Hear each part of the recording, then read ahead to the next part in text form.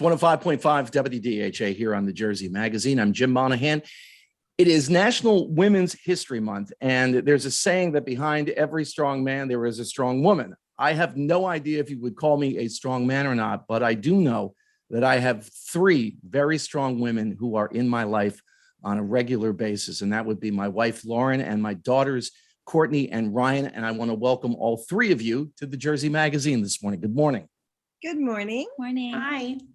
National Women's History Month is a time to pay tribute to generations of women who changed the face of society through courage and activism. So, Lauren, I'm going to start with you. Tell me a woman in your life who made a huge impact on you. Oh, huge impact on me. My mother. Okay, why? Because she never had an opportunity to go to college. And she always felt that as much as she loved my father, that she did not want her daughters to be dependent on a man in order to be able to support themselves. And she wanted us to be able to have an independent life if we wanted. And so she was very, very proactive in encouraging I to make sure that we carved our own path and created our own career. Courtney, I'll ask you the same question. Probably Tessie. Okay. I think. Tessie, for our listeners, Tessie is my mom. Her real name is Therese, but my dad called her Tessie. That was her nickname. And her sister called her Tess, as a matter of fact. And my dad passed away in 1980. And I always thought it was really cute, the name Tessie. So I started to call her that. And not a lot, but enough. And then the kids picked up on it as they got older. So Tessie is my mom, Therese. So Courtney, continue, please. I just wanted to explain that for our listeners. Yeah, I mean, she and I were always really close, especially when I was growing up, and she was always so full of life and happy and never took herself or life all that seriously. And I grew up watching her teach other people and give so much of her life to other people. And I think that's part of why I ended up on the path that I'm on now. And I should point out that a number of WDHA listeners had Therese Monaghan as their kindergarten teacher. She taught for years at St. Elizabeth's School in Bernardsville. She was even a substitute in one of my 8th grade history classes, which was really wild because I knew her as the kindergarten teacher and my mom, obviously, but you see the kindergarten teacher, and she was, Courtney, bubbly and all of that. And now here she is teaching 8th grade history. And I'm going, wow, she's really smart. Riane, let me ask you the same question. A woman who's had a big impact on you. Probably my mom. I thought you might say that. I need her to say that. Well, what so is it about cool. your mom? She's so strong. She's so cool. She always taught me not to depend on a man and that I was perfectly capable of doing everything myself. She's always validated every feeling that I've ever had and has always made me feel so special. See, no wonder you don't need me. That's a big joke around the Monaghan household. It is 105.5 WDHA here on the Jersey Magazine. Women's History Month through the month of March, and the three of the most influential women in my life, my wife, Lauren, and my daughters, Courtney and Riane. All three of you have had interesting career paths. Riane, you're kind of on the start of yours, so let me come back to you for a second. Lauren, you started out, I guess you were in retail for a while, right? Yeah. In retail? No, Yeah. I was in pharmaceutical sales. Okay. And then when did you go to retail? Because you were there for a little while. I remember you working at Macy's in the Livingston Mall. Oh, that was just while I was at school, just to make extra money. Okay. So when did the change from pharmaceuticals to, hey, I think I'd like to teach? When did that come about?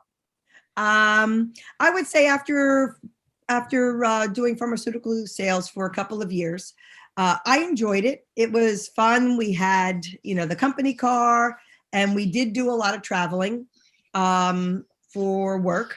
But at the same time, when I started thinking about, what I wanted to do later on in my life, get married, have children.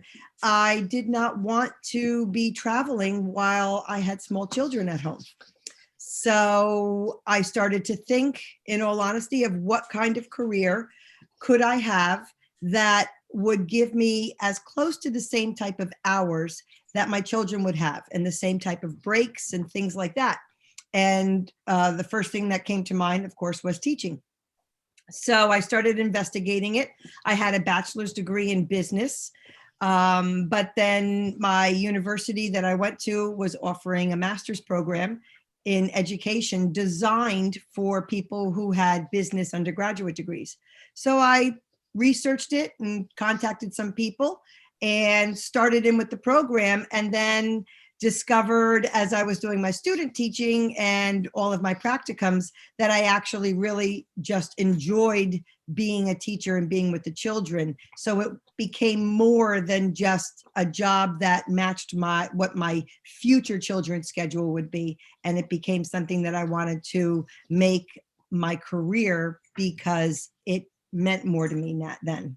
And Courtney, you had something happen similar. Go to college, go to grad school, and you're leaning towards education, and you have a job, and you get into it and think, I think I like it. I'm not sure. I think there's something else. And it's one thing that both of you, the way you made, I don't want to say mid-career, because Courtney, you're still relatively young, but that change, what happened there with you, Courtney, that you decided to do that? I realized I wasn't happy, and I ended up in the career that I was in because a lot of other people told me it would be a good fit and it was something that I should do. And when I finally stopped to think about what I actually wanted and what was really going to make me happy, it wasn't what I was doing. And so I had to make the leap to pretty much completely pivot into something new, but it makes me a lot happier. So it was worth it. And I will say this, I think for you, it might have been, oh my gosh, how am I going to get through this? From my perspective of watching you and someone who I watched you grow up and help raise you, I looked at it and go, that's a pretty smooth transition this kid is making. I was pretty impressed by the whole thing. And again, I don't know all of because I know myself when I made a couple of different career changes along the way, all of the decisions that go into it. And is this going to work? But I think you pulled it off seamlessly. Thanks. You're welcome. And Ryan, you're at the beginning. You just graduated from TCNJ fairly recently. Your degree and the field that you're in are kind of the same, although I was listening to a Zoom call that you were on the other day that was really bizarre. But yeah. What led you down the career path that you've taken now? Well, to be honest, I majored in communications for two reasons. One, because my older sister majored in communications, and the second being that it didn't involve any sort of math. Okay. And it wasn't until after I started taking the classes that I realized that it was something I was super interested in and really did see myself pursuing. And then I picked up a marketing minor because I kind of wanted to make it a little more businessy. And now I'm in something kind of completely different, and I work in advertising. So I want to stay with you because you don't know a business world yet that hasn't been affected by COVID. No.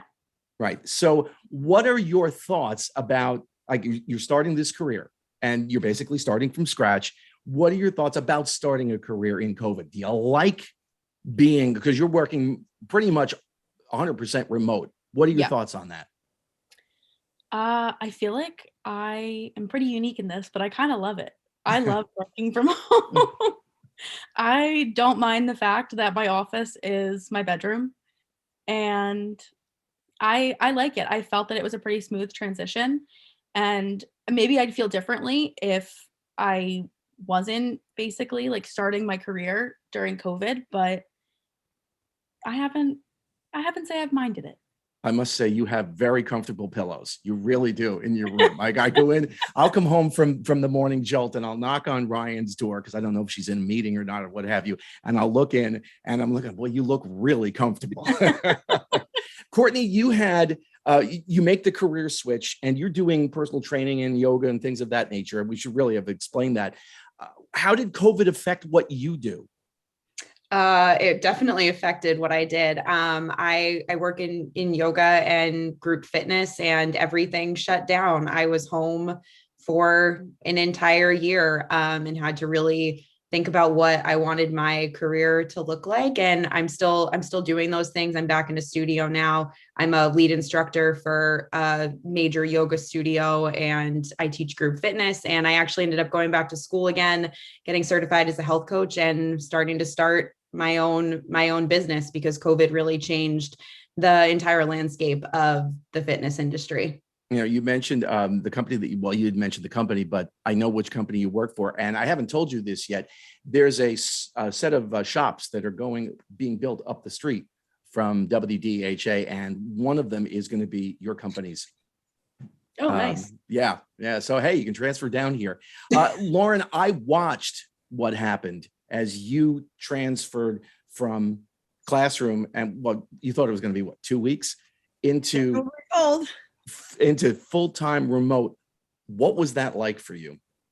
Well, because I do deal with children at the kindergarten level, it was, I think, much more challenging, because it was one thing for me to try and teach them on the computer, but it was also another thing for them to be able to, work their own computer and stay focused and engaged through a screen, which at 5 years old and 6 years old is very difficult.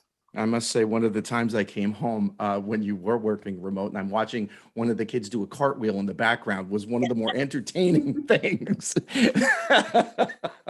Or when I get the tours of their bedroom, one of my favorite times was when one of my students was Zooming with me on her mom's cell phone and decided she would take me for a ride around her block on her bike and put me in the basket on her bike so that I was bouncing along and she was riding her bike all around her neighborhood.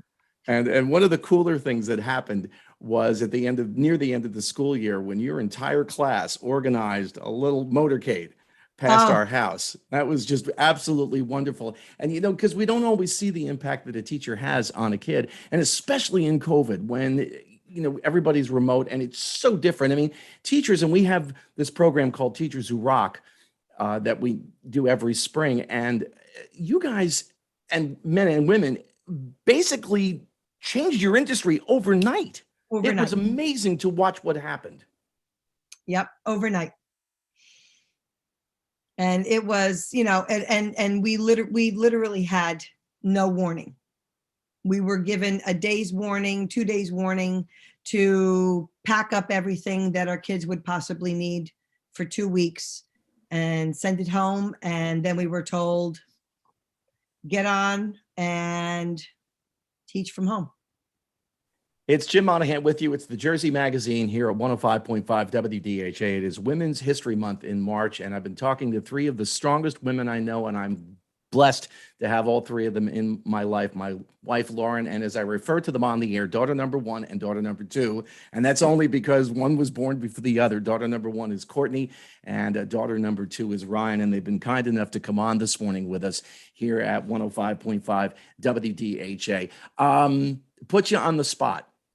All three of you. Lauren, I'll start with you first. Do you prefer to work for a man or a woman? Man. Okay, and that's because? I've had some wonderful women that I've worked for in education.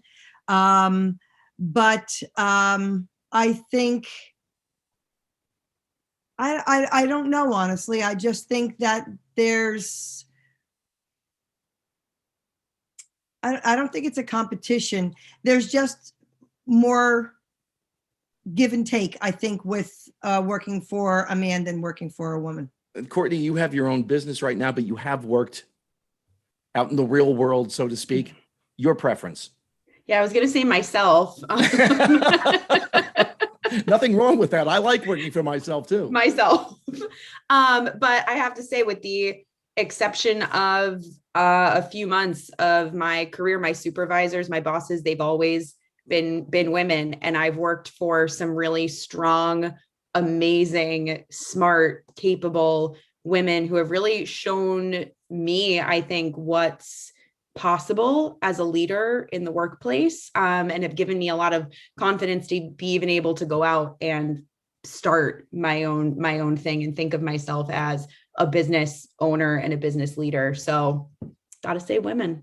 Riane, we're a little early in your career, your post-collegiate career. What would you say?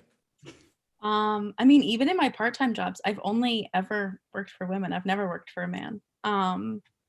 And when I worked at Anthropology in the mall, and every single woman that I worked with was amazing, and they were all so like inspiring. And I feel the same way at my job now. I work for a bunch of women, and they're all wonderful.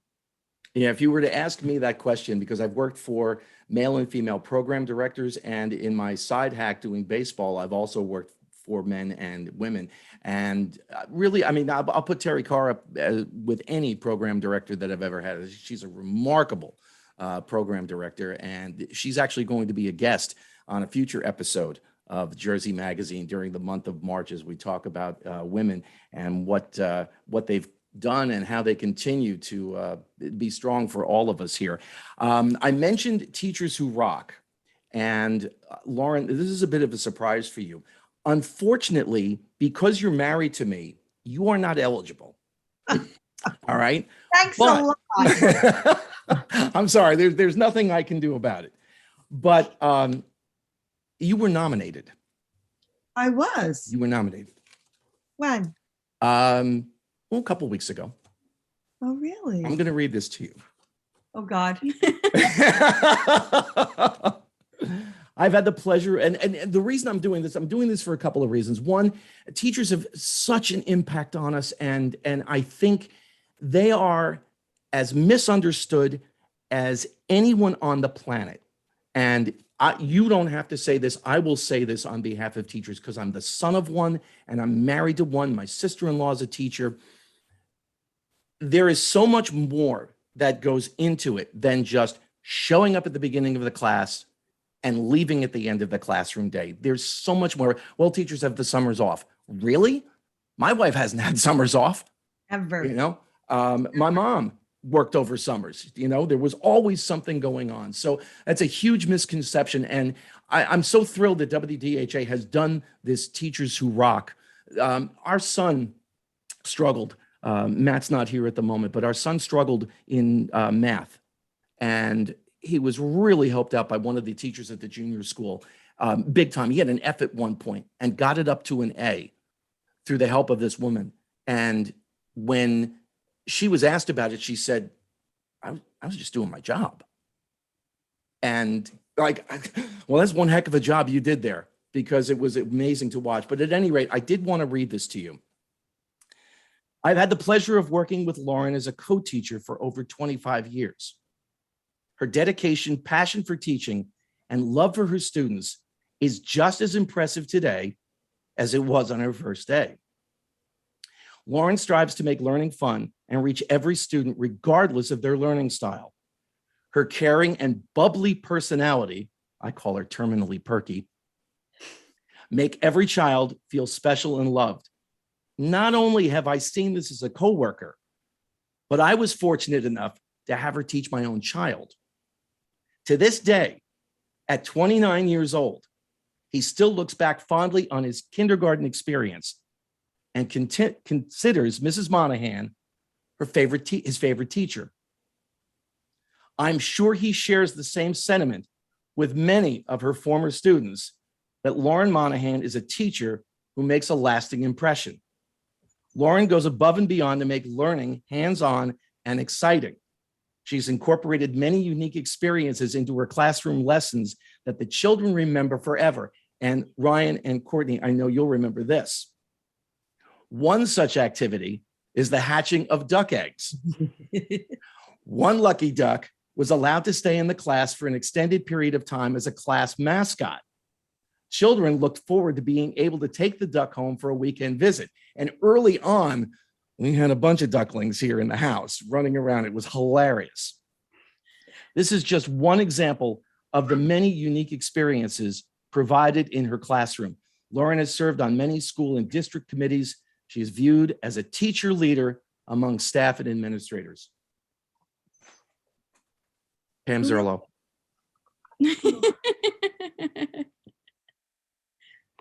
How great is that? I knew I could get you to cry.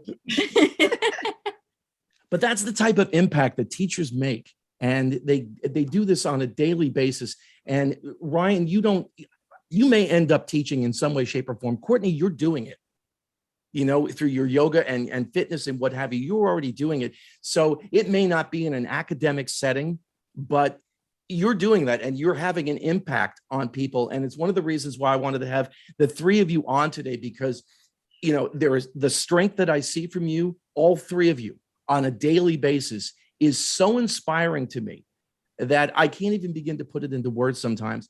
And I wanted to make sure that as we get into Women's History Month here in the month of March, I wanted to make sure that and my listeners know just how important you are to me and the impact that you've had on other lives and my life as well. So I want to thank you very much from the bottom of my heart for joining me here this morning on the Jersey Magazine. Lauren, there's probably some tissues on the nightstand. So I'll see you guys in a few minutes. And Courtney, thank you very much again. Courtney, this is your second time around on the Jersey Magazine. It is. It's becoming a regular thing. Yeah, we'll have to check in again. So thank you very much, ladies. I appreciate it. And which dog is that? That's Dakota. That's Dakota. Can we get Dakota to sing? Oh, I wish. Dakota's a little over a year old. Yes. Okay. So that's another strong woman in our lives. She's a little of a dog, and Bailey's around here somewhere. Lauren, Courtney, Riane, thank you very much. Thank you.